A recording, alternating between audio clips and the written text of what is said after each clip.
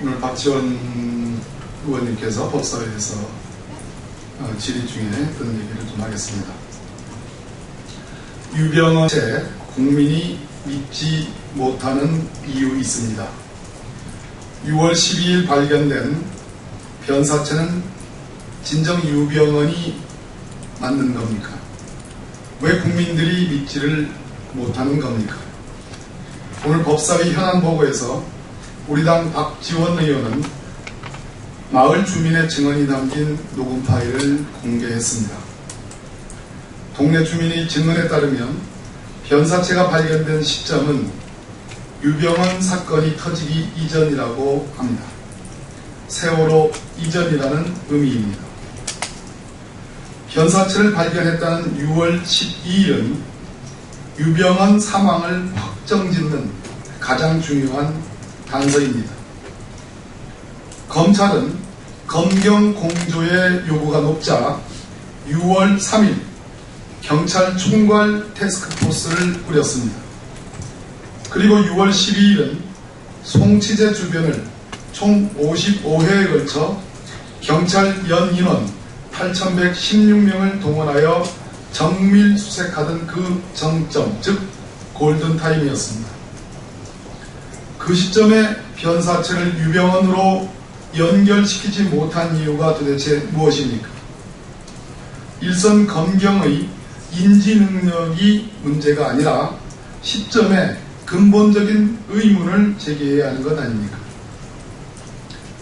SNS에 난무한 의혹들, 즉 18일 만의 80%의 백골화, 사진 속 오른손의 부패 정도, 변사체 주위의 불의 상태, 변사체와 함께 있었던 소주병의 출시 시점 등이 그냥 지나칠 만한 요소가 아닙니다. 모든 게 미스테리입니다. 미스테리 정권이라 부를 만합니다. 그간이 누적된 학습 효과라 봅니다.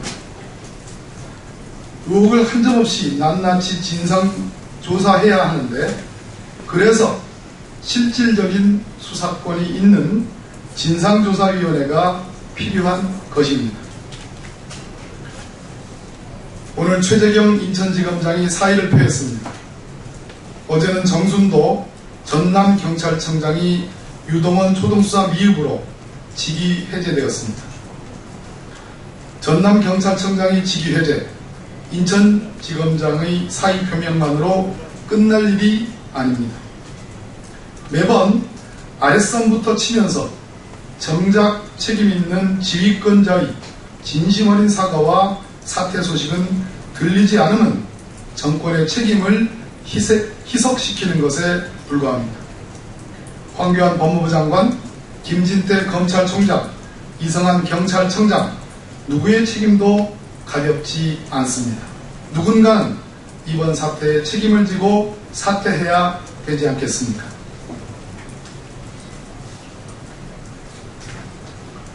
도를 한참 넘은 세월호 유가족 폄훼를 개탄합니다. 비 내리는 세월호 참사 100일, 가족과 국민 모두에게 위로와 기억이 필요한 오늘입니다. 그런데 또 한 번 세월호 가족들이 가슴에 못질을 하는 일이 벌어지고 있습니다.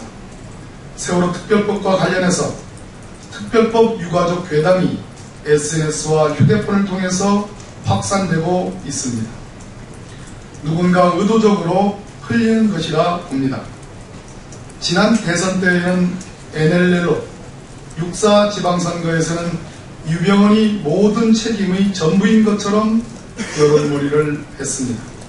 이제는 유가족입니까? 세월호 국조특위위원장의 트윗은 그 대표적인 사례입니다.